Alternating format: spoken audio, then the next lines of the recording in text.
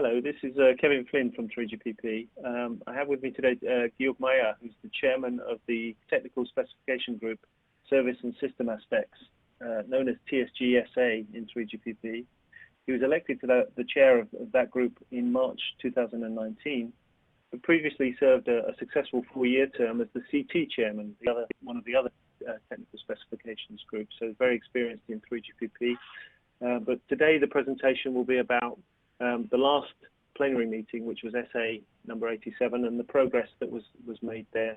So you can enter your questions below, which I will monitor and then put to Georg at the end. And the presentation is in the attachments section of the BrightTalk interface as well. So with that, I'd like to hand over to Georg Meyer. Thank you. Yeah. Good morning, good afternoon, everybody. Thank you for joining. My name is Georg Meyer. Thanks, Kevin, for introducing me. I will give a short overview of where we are in 3GPP SA and what were the highlights of the last, let's say, 3 months. I will also focus a bit on the status of Release 17 a bit more. So if we look at the next slide, so a very quick introduction to 3GPP. Then obviously, I guess the burning issue is the COVID-19 impacts.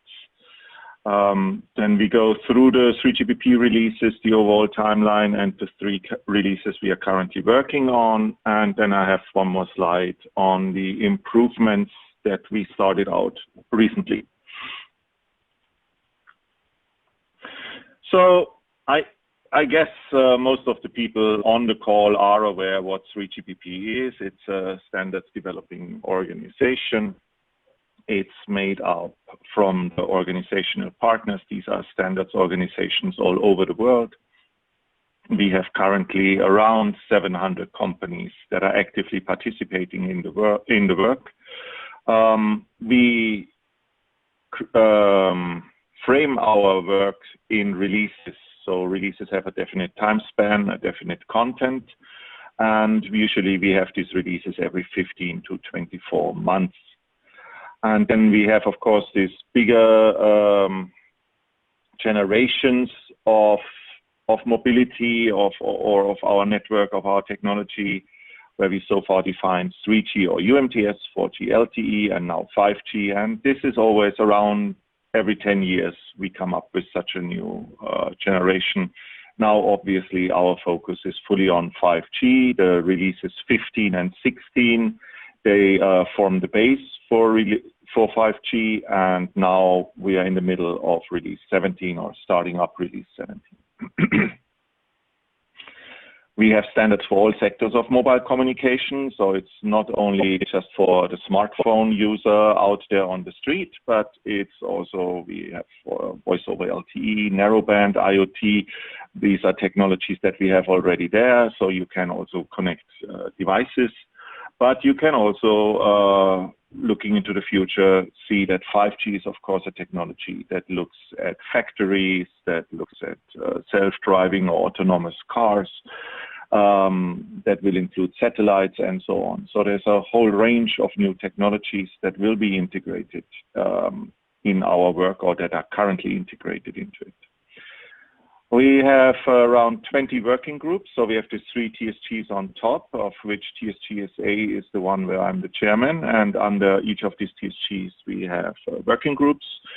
And so we have around 20 working groups in 3GPP, and these groups, they meet each year 4 to 8 times. We have something around 130, 140 meetings a year. Some of them are in parallel and so on. But that's sort of the number we're looking at. What's important, we are contribution driven. So if somebody has an idea, if somebody wants to make a change or bring in something new, this has to be written down. This has to be made understood to everybody who is working in that group. And things will only go forward if we reach consensus. So nobody in the room should say no to it. And that's a very powerful tool. And so far, for the last 20 years, we were using that successfully.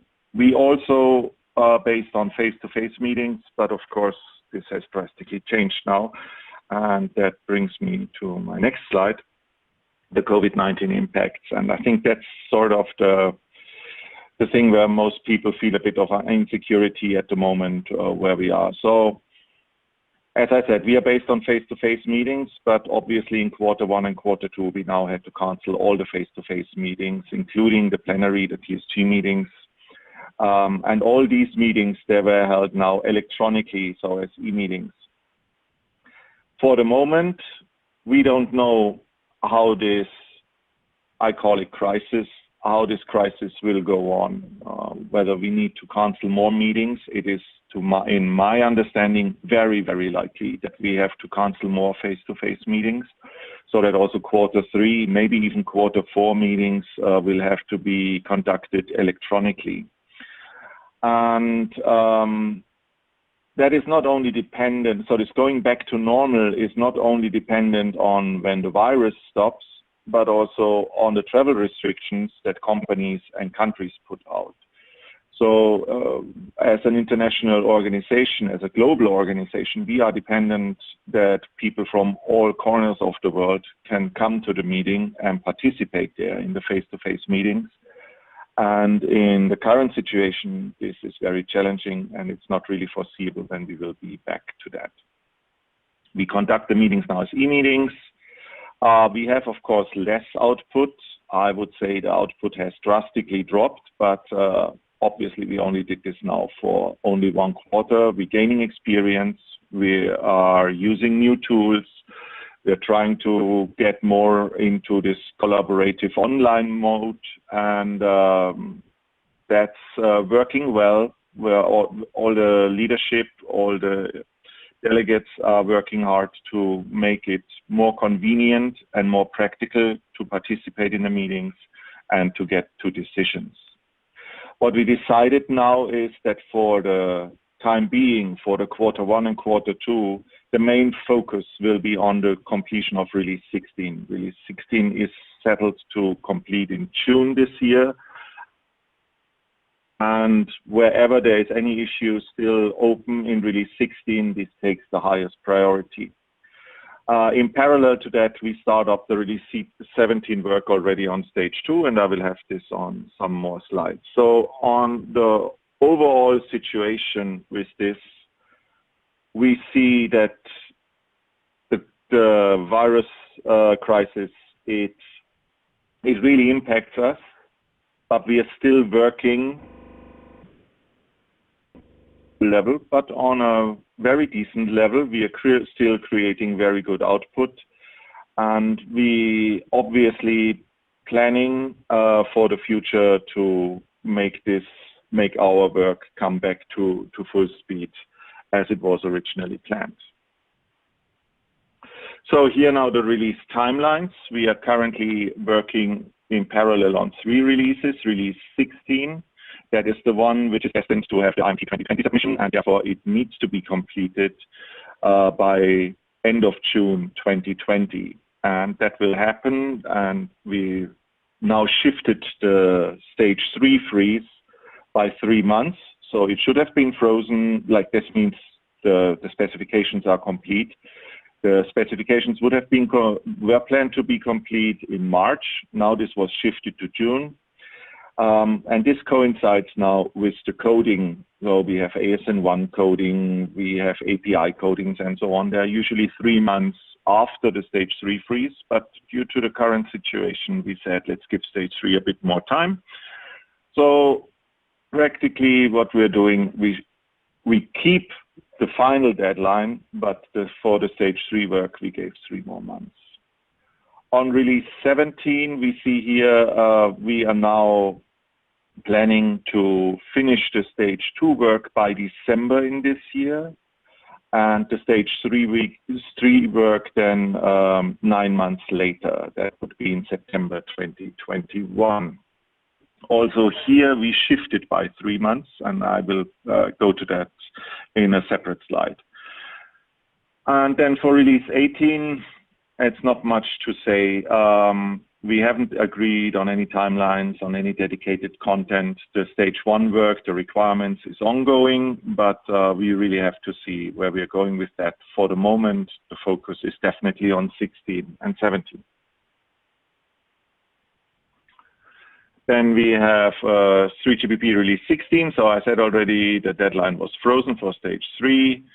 And we ensure now that IMT 2020 timeline is met, and the product rollout plans also are not impacted by that, as we didn't change the code freeze. The requirements and the stage 2 are complete. There are some stage 2 issues which are cross-working group that are still ongoing in discussions, and there are some security-related issues that we are still discussing. That's the nature of security work, that it usually also needs to react on the technical decisions that are made in the other groups. So that's nothing extraordinary. We always have this in every release, that the security group is also involved in the finalization of the release. And in order to have a better overview of where we are, we have endorsed exception sheets. So we know very well now from all the SA working groups for all the work items that we have, what is still open, which issues need to be still addressed in Q2. And it looks all manageable, even with the e-meeting setting. And I'm very positive that we meet the deadline that we set ourselves. Next slide is on release 17. So now, as I said, so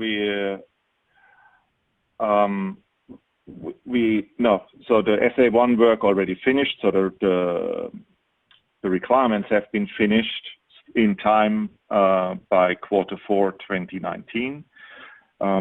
Everything went as planned, but now for the SA2, we had to do prioritization and timeline. So in the December plenary, we still agreed the content and the timeline for release 17 for stage 2.